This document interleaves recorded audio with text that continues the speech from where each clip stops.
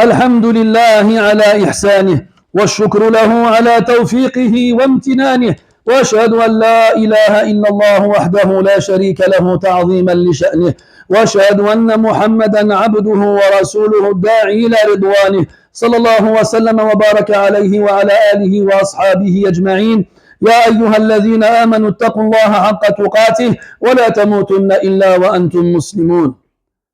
أما بعد, chers musulmans, le mois de Shawwal dans lequel nous sommes toujours est un mois dans lequel il est recommandé de se marier. La mère des croyants, Aïcha radiyallahu anha, disait que le prophète sallallahu alayhi wa sallam l'a épousée durant le mois de Shawwal et a consommé le mariage durant le mois de Shawwal. Et après cela, Aïcha radiyallahu anha recommandait aux femmes de sa famille, de son entourage, de se marier au mois de Shawwal. C'est pour cela que beaucoup de prêcheurs dans les mosquées, lors du mois de Shawwal, saisissent l'occasion pour encourager les gens au mariage. Cependant, aujourd'hui, je ne vais pas vous parler du mariage. Et je vais aller à l'encontre de l'habitude des prêcheurs et même aller plus loin que cela en vous parlant de l'opposé du mariage, c'est-à-dire le divorce. Ce sujet d'une telle importance qu'Allah Azza wa Jalla a révélé dans le Coran une sourate qu'il a intitulée la sourate du divorce. Et dans le Coran, pour celui qui le lit avec méditation et concentration, on constate que les règles du divorce sont énormément citées et détaillées. Et ce, dans de nombreuses sourates du Coran, dans le Baqarah, dans An-Nisa, dans l'Ahzab et dans la sourate du Talaq. Et si Allah Azza wa Jalla nous a informé dans le Coran qu'il était difficile pour les gens de se mettre d'accord, dans le verset où il dit وَلَا يَزَالُونَ مُخْتَلِفِينَ إِلَّا مَنْ رَحِمَ رَبُّكَ. Et ils ne cesseront d'être en désaccord, sauf ceux à qui Allah a fait miséricorde. Ce verset a une généralité qui englobe la femme et son époux. Ce qui veut dire que le désaccord fait partie de la nature humaine et que les gens, rares sont ceux qui sont d'accord tout le temps sur toute chose. Et donc forcément l'homme et son épouse vont tôt ou tard rentrer en désaccord. Et ce désaccord-là, soit il sera réglé et ne donnera pas suite à de mauvaises conséquences, soit malheureusement il sera la cause d'une scission, d'une cassure qui entraînera la séparation de l'homme et de son épouse. Et c'est pour cette raison-là qu'Allah Azza wa Jal a légiféré le divorce et a permis aux époux de se libérer l'un de l'autre lorsque la vie conjugale devient un enfer insupportable. Et ça fait partie de la grâce d'Allah Azza wa Jal sur cette communauté, car des communautés qui nous ont précédés auparavant n'avaient pas le droit de divorcer et devaient se supporter, comme on l'entend très souvent, pour le meilleur et pour le pire, jusqu'à ce que la mort les sépare. Mais le divorce n'est pas interdit dans notre religion. Le prophète sallallahu alayhi wa sallam a divorcé 2 de ses épouses. Et ses compagnons radiyallahu anhum aussi ont divorcé. Et les gens ne cessent de divorcer depuis toujours jusqu'à aujourd'hui. Et beaucoup de gens aujourd'hui ont tendance à répéter que les gens divorcent trop aujourd'hui. C'est pas vrai. Les gens ont toujours divorcé. Sauf qu'aujourd'hui, déjà, on est beaucoup plus nombreux qu'auparavant. Ensuite, les gens ont tendance à laver leur linge sale en famille, ce qui fait que tout le monde est au courant du divorce de tout le monde. Le problème n'est pas dans la quantité de divorces. Le problème est dans l'absence du respect des règles concernant le divorce. Il est là le problème. Comme on l'a dit, le prophète alayhi salatu wassalam a divorcé. Et Allah Azza wa Jal a légiféré le divorce. Et il a mis des règles qui doivent être respectées. Et les gens, de façon générale, les musulmans, alhamdulillah, quand ils veulent se marier, ils appellent ça le halal. Et qu'est-ce qu'ils font? Ils vont à la mosquée chercher un imam pour les marier. Donc même si ces musulmans-là ont une pratique très faible, même si ces musulmans-là, malheureusement, sont loin de représenter l'islam correctement, ils gardent toujours ce réflexe de passer par l'imam pour officialiser leur union, comme Allah le veut. Et c'est très bien, alhamdulillah. Le problème, c'est que quand les gens veulent se séparer, ils ne font pas la même chose. Et ils font ce qu'ils veulent, comme ils veulent. Sans passer par l'imam, ni même se renseigner sur le sujet, ni même savoir qu'est-ce qu'il faut faire pour que le divorce soit correct. Et c'est pour ça qu'aujourd'hui, le vrai problème, c'est la négligence et l'insouciance de beaucoup de gens concernant le divorce et concernant ses règles. Et je précise que lorsque quelqu'un se marie, lorsqu'un homme va demander une femme en mariage, il doit avoir comme intention que cette femme-là soit son épouse dans le Jannah. Donc il ne doit pas avoir l'intention de l'épouser pour la divorcer plus tard. Non, il ne doit pas avoir comme objectif de la divorcer. Il doit avoir en tête que cette femme-là qui va demander en mariage à son père ou à son tuteur soit son épouse ici-bas et dans l'au-delà. Mais si malheureusement il y a des conflits entre l'homme et son épouse, qu'est-ce qu'il doit faire? Est-ce que le divorce est la première carte à poser pour se débarrasser des problèmes? Non. Quand on lit dans le Coran, on voit qu'Allah Azza wa Jal a mis de nombreuses étapes avant d'arriver à la case finale qui est celle du divorce. Allah Tabaraka wa Ta'ala, en premier lieu, s'adresse aux hommes qui craignent de la part de leurs épouses une rébellion, une désobéissance, un manque de respect, tout ce qui tourne autour de ce sens-là. Et il leur ordonne de les exhorter, d'appeler à leur foi, de s'adresser à la foi de leurs épouses qui sont des musulmanes et de les encourager à être de bonnes épouses à travers les récompenses qui leur sont promises et de les effrayer d'être de mauvaises épouses à travers les menaces qui leur sont proférées. Si ça ne fonctionne pas, alors il y a le fait de ne pas partager la couche avec elle, de s'isoler d'elle un certain temps. Si ça ne fonctionne pas, alors il y a la correction. Puis ensuite, Allah Ta'ala fait référence au fait de faire intervenir des proches de la famille. فَبْعَثُوا حَكَمًا مِنْ أَهْلِهِ وَحَكَمًا مِنْ أَهْلِهَا. Un hakam, un juge, un homme sage, impartial, de la famille de l'homme et de la famille de la femme. Et moi, je ne cesse d'être étonné jour après jour de ces gens qui viennent voir des inconnus, parce qu'on est des inconnus pour eux, et qui nous demandent d'intervenir dans leurs problèmes. Moi, la première question que je leur pose, quand c'est des femmes, est-ce que vous en avez parlé à votre père? Elle te dit non. Mais pourquoi? J'ai honte. Qui fait que tu as honte? T'as pas honte de parler à un inconnu qui ne te connaît pas, ni toi ni ton mari, pour lui raconter tes problèmes intimes et personnels? T'as du mal. Ajib Allah. C'est lui qui t'a marié. C'est donc lui qui doit intervenir. Et très souvent, les femmes se plaignent de leur mari. Je leur dis, est-ce que vous avez parlé au père de votre mari, s'il est encore vivant? Non. Eh bien, parlez avec lui. Allah a dit dans le Coran, فَبْعَثُوا حَكَمًا مِنْ أَهْلِهِ وَحَكَمًا مِنْ أَهْلِهَا إِنْ يُرِيدَ إِصْلَاحًا يُوَفِّقِ اللَّهُ بَيْنَهُمَا. S'ils veulent vraiment se réconcilier en passant par cette voie-là, Allah leur accordera la réussite. Autre étape, troisième étape, si ça n'a pas marché de faire intervenir des personnes de la famille proche, alors on va faire intervenir une tierce personne.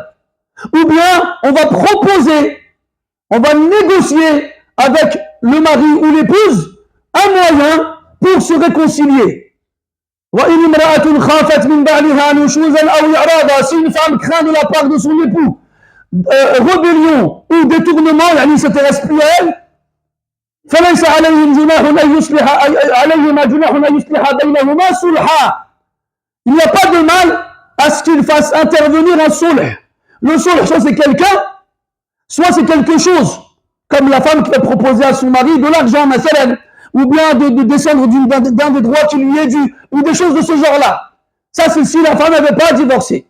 Et elle a le droit de faire ce genre de choses-là pour que le mari reste avec elle, après qu'il se soit désintéressé d'elle. Puis encore, l'autre étape qui suit, c'est ce qu'on appelle al-ila. C'est quoi al-ila? C'est le fait que l'homme jure de ne plus avoir de rapport avec son épouse. Eh bien, à cause des conflits qu'il y a entre eux, il jure par Allah, il dit je te toucherai plus, je t'approcherai plus. Allah dit dans le Coran, Allah il leur donne 4 mois maximum. Au bout de 4 mois, ils doivent choisir. Soit il revient sur son serment et retourne vers son épouse. Et là, il devra expier son serment comme on expie un par jour. Soit il divorce. فَإِنْ فَاءُوا فَإِنَّ اللَّهَ غَفُورٌ رَحِيمٌ. S'il revient vers elle, alors Allah il est pardonneur et miséricordieux. وَإِنْ عَزَمَ الطَّلَاقَ فَإِنَّ اللَّهَ سَمِيعٌ عَلِيمٌ. Mais si par contre il décide de divorcer, alors Allah il entend et Allah Ta'ala il sait. Voici les étapes par lesquelles il faut passer, dans lesquelles qu'Allah Ta'ala a révélé dans le Coran, pour que tous les musulmans les lisent et pour que tous les musulmans les appliquent. Et c'est pour ça qu'il n'est pas permis d'être négligent et d'être insouciant dans l'application de ces règles-là. Et on a l'obligation de ne pas se précipiter dans le divorce. Combien d'hommes, ils viennent à la mosquée en pleurant, wallah. J'ai dit, j'étais avec ma femme, on s'est disputé, j'ai dit un petit taliq, mais j'étais en colère. Ya ahbabi, où vous avez vu quelqu'un divorcer sa femme et il n'est pas en colère? Où vous avez vu ça? T'es assis avec elle en train de boire un café, elle te sourit, tu lui souris, tu lui dis t'es divorcé? Ça va s'énerver, ça va crier, ça va se mettre en colère. Et c'est là que ça va sortir. لكن يجب على الرجل أن يملك نفسه عند الغضب. هذا هو أقوى الناس كما قال النبي صلى الله عليه وسلم. Mais l'homme, il doit savoir se retenir quand il est en colère. C'est lui le plus fort des gens, comme le prophète dit sallallahu alayhi wa sallam. Il ne doit pas se précipiter dans le fait de prononcer le divorce. Parce que prononcer le divorce, c'est une chose catégorique sur laquelle on ne revient pas. Et dans laquelle on ne regarde pas l'intention de la personne qui l'a prononcé. Le prophète dit sallallahu alayhi wa sallam, il y a trois choses, dont le fait de les dire au sérieux est pris au sérieux, et dont le fait de les dire en plaisanterie est pris au sérieux aussi. Al-nikah, wa-talaq, wa-raj'a. Le mariage, le divorce et la reprise. Si un homme dit à un autre, je te marie à ma fille, non je rigole, eh ben non tu la maries à ta fille. Si un homme dit à sa femme, je te divorce, non je rigole, eh ben elle est divorcée. Si un homme dit à sa femme après qu'il a divorcé, je te reprends, non je rigole, eh ben il l'a reprise. On ne rigole pas avec ces choses-là. Et de la même façon, on ne regarde pas la colère. Si quelqu'un il est en colère, son divorce il compte quand même. Écoutez bien, parce que les gens ils vont faire la leçon à la sourde oreille. Et je ne savais pas, c'est pas vrai. On l'a dit, on l'a répété, et on ne cessera de le répéter. Celui qui prononce le divorce en colère, son divorce il est valide. Son divorce il est valide. Ensuite, celui qui veut prononcer le divorce ne doit pas le faire n'importe quand. Il doit attendre une période où son épouse n'est pas indisposée, elle a passé menstrue, et une période de pureté où il n'y a pas eu de rapport avec elle.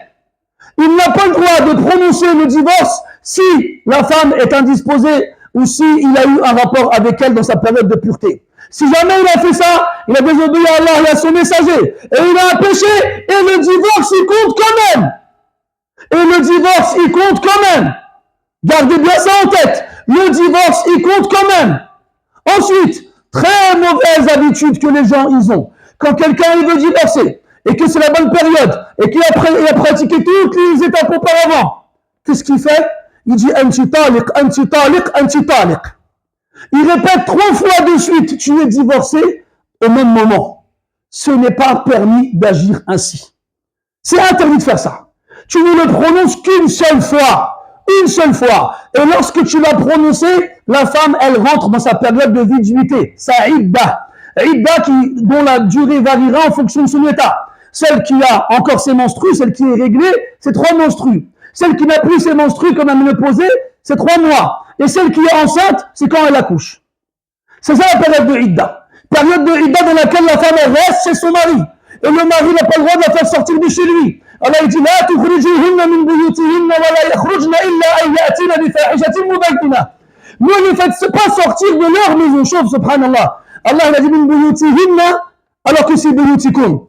Pour comprendre que malgré la prononciation du divorce, elle est encore chez elle. Et que c'est à la fin de la idda qu'elle doit partir et qu'elle n'est plus chez elle. Ne les faites pas sortir de chez elle. Et qu'elles ne sortent pas d'elles-mêmes de chez elles. Sauf si elles ont fait une turpitude évidente. Donc, pendant cette période-là, après le premier divorce ou le second, l'homme a le choix de reprendre son épouse pendant cette période-là et il n'a pas besoin de faire un acte de mariage nouveau. Directement, il lui dit Raja Tuki, je t'ai repris et elle est sa femme à nouveau. Ou bien, il attend que la période de Idda finisse, de viduité finisse, et là, ils sont séparés réellement. Et il n'a plus de droit sur elle, à moins qu'il ne refasse un acte de mariage. Quant au 3e divorce, il sépare l'homme de sa femme de façon catégorique. Et il ne pourra revenir avec elle, comme Allah dit dans le Coran, فَإِنْ طَلَّقَهَا فَلَا تَحِلُّ لَهُ حَتَّى تَنْكِحَ زَوْجًا غَيْرَهُ.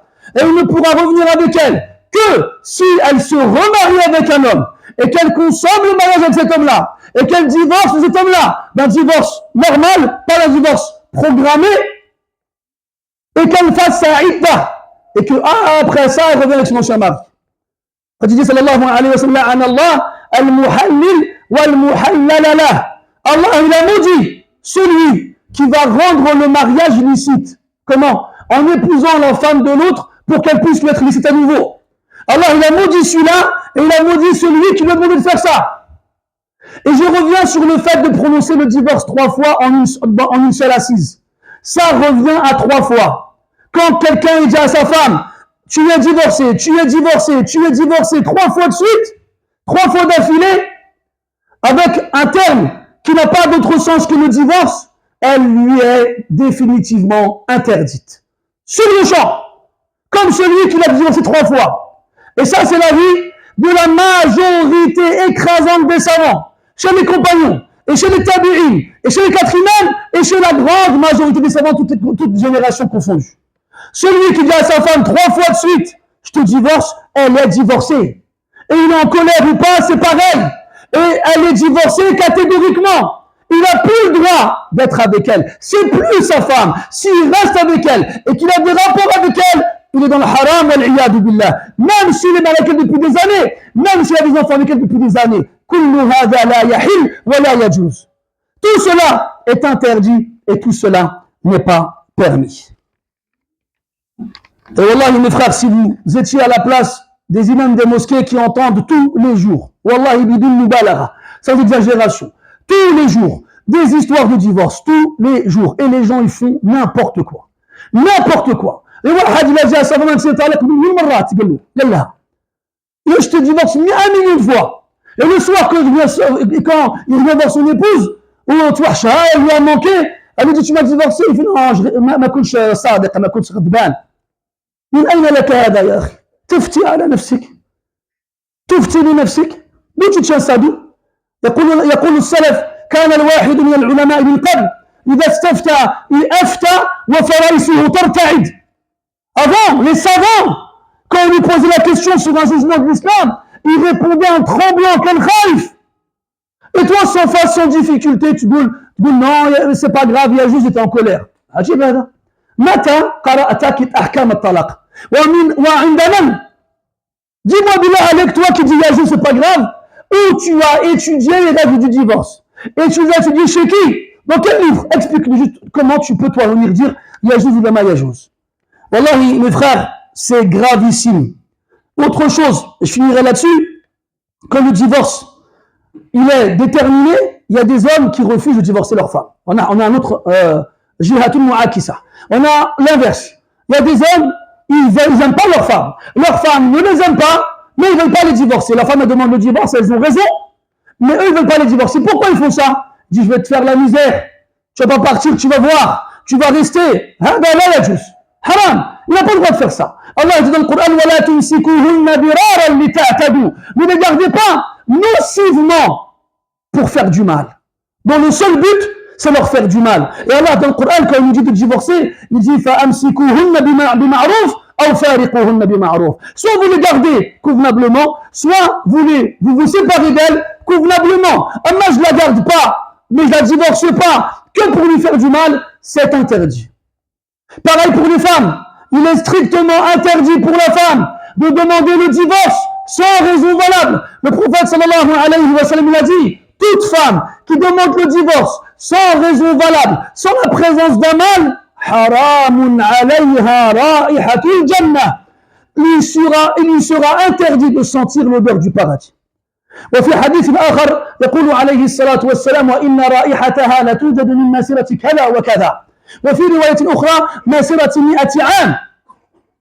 Et il dit sallallahu alayhi wa sallam alors que l'odeur du paradis, on peut la sentir d'une distance équivalente à telle et telle distance. Et dans une version, il dit 100 ans. Et tu es loin du paradis de 100 ans, tu sens l'odeur du paradis. La femme qui demande le divorce sans qu'il y ait un mal, elle ne sent pas l'odeur du paradis. Elle est tellement loin du paradis qu'elle ne peut pas sentir son odeur. Elle est comme si elle est loin comme ça. Elle est où? Où est-ce qu'elle est? Il faut craindre Allah, mes frères. Il faut craindre Allah, mes sœurs. Wallahi que le mariage et le divorce sont des choses très importantes dans la loi d'Allah subhanahu wa ta'ala. Et qu'on ne va pas les faire n'importe quoi avec. Allah tabaraka wa ta'ala, il nous met en garde quand il parle du divorce. Il dit وَلَا تَتَّخِذُوا آيَاتِ اللَّهِ هُزُوًا. Ne prenez pas les versets d'Allah comme raillerie, comme source de plaisanterie, comme rigolade. Non, c'est pas grave. Je te divorce 1000 fois, mais c'est pas grave.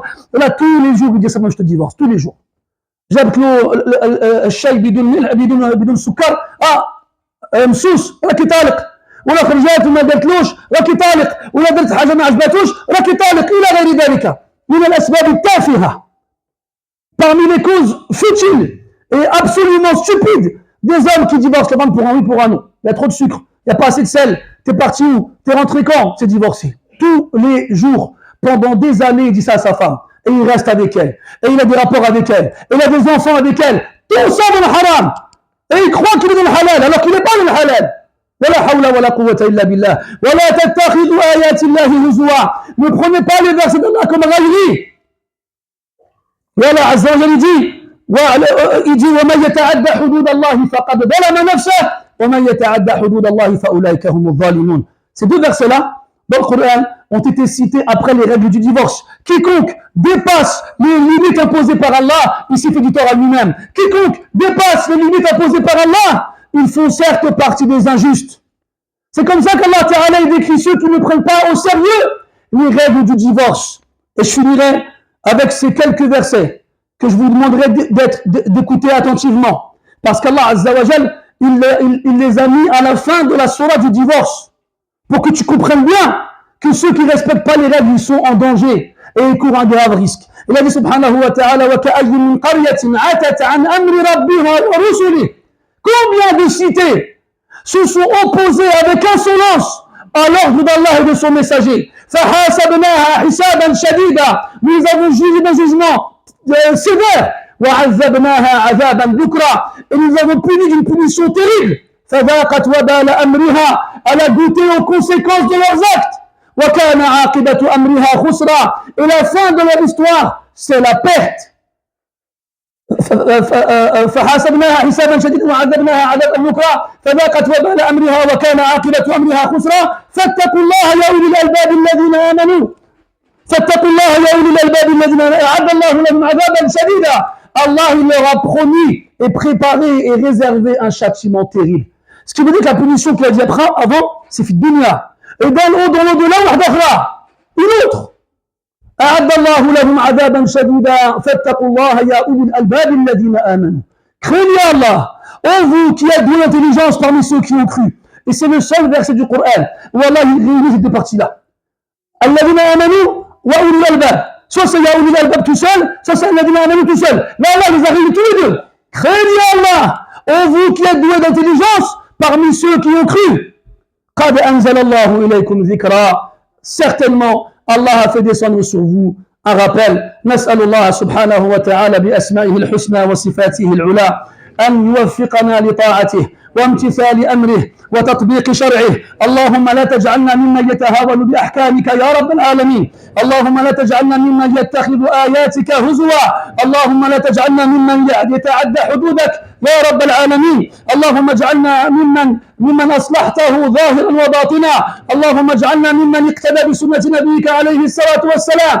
اللهم اجعلنا ممن استسلم واطمأن قلبه لشريعتك السمحاء يا رب العالمين. اللهم أعدنا إلى دينك مردا جميلا. اللهم ردنا إليك مردا جميلا. اللهم اجعلنا مسلمين حقا ومؤمنين حقا. اللهم اجعلنا ممن تطمئن قلوبهم لكلمتك وأحكامك وشريعتك يا رب العالمين.